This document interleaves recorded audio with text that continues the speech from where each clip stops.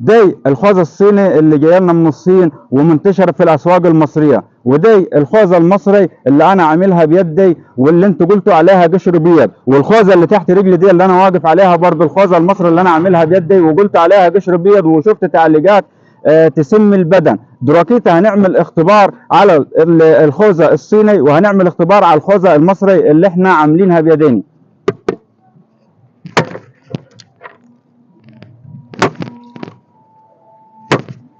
وهذا الشغل المصري، بس هو المصري لما يحصل فيه لما يعمل حاجه لبلده تقولوا عليها عفشي، ولما تجينا من الصين مش عفشه يا عمي. طب ايه ما رايكم ادي التوريسيكل واعمل لكم اختبار ثاني؟ ثواني يا زعيم بعد اذنك دقيقه واحده.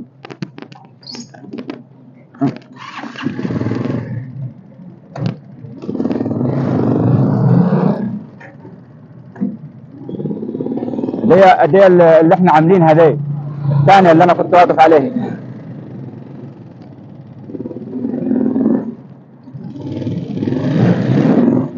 امسكها امسكها امسكها يا محمد، امسكها اوعد.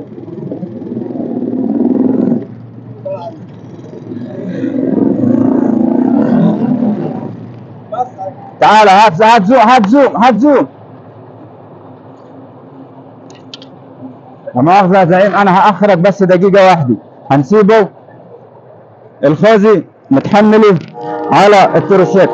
تعال كده خد الخوذة اللي احنا عملنا عليها الاختبار ده. تعال كده يا زعيم. ده الخوذي الناس شككت في الصنعة وقالوا انت عاملها قشر بيض وخدت صرخ ابن كلب على التعليقات. طيب يعني نراعي ربنا، واللي يكتب تعليق واللي يكتب انتقاد يكتبوا بالذوق ويكتبوا بأدب، ما يكتبوش بقلة الأدب. تمام. الحتة الثانية ان انا ما طبقتش الخوذة وبحت منها منتج.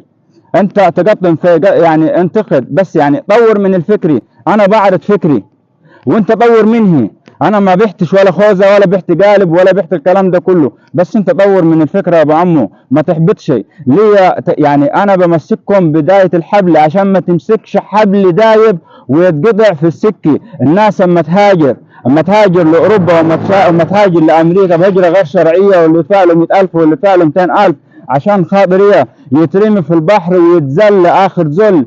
ليه؟ ما احنا اما نشجع الشباب على العمل. يعني ناس قالت في التعليقات انت متخلف وانت جاهل وانت ما فيش اي معايير للمواصفات بتاعه الخوذي، وانت المفروض تتحاكم وتتحاسب على اللي انت اما تعمله. هو انا اتحاكم ولا اتحاسب؟ هو انا اما ابيع مخدرات ولما ابيع مخدرات عشان خاطر تحاسبوني وتحاكموني في فكره مشروع بعرضها للشباب وبعرضها لمصر؟ خايف على بلدي وخايف على شباب بلدي وعايز الشباب يعمل مشاريع في بلده بدل ما يتغرب. ناس مثقفين تقول انت جاهل.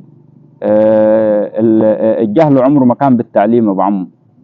الجهل انني اكسر واحطم مجاديف الناجح اللي قدامي اللي هو بيحاول يفيد الشباب وبيفيد المجتمع. وفي النهاية بنقوله وآية وعدي وكل ما اجي امشي في اللي يقول لي استنى هدي. يا ناس كل ما اجي امشي الاقي 1000 ضدي. دي حاجة حلوة اعملها البلدي وبكرة انافس الصين كمان وتلاقي المنتج المصري. نفسي تلاقي المنتج المصري ده في كل مكان وتقول مصر محدش كدي، بس انت اهتم بصنع بلدي وبالكلمة بحليها وفني دافيها واقول مواويل وبعرف اغنيها بالريشة راسمها. وانت عليك شجعني واشتريها عشان دي بلدي وخيري كله ليها. لفيت بلاد كتير لقيت بلدي اولى بيها. تحياتنا للجميع. السلام عليكم.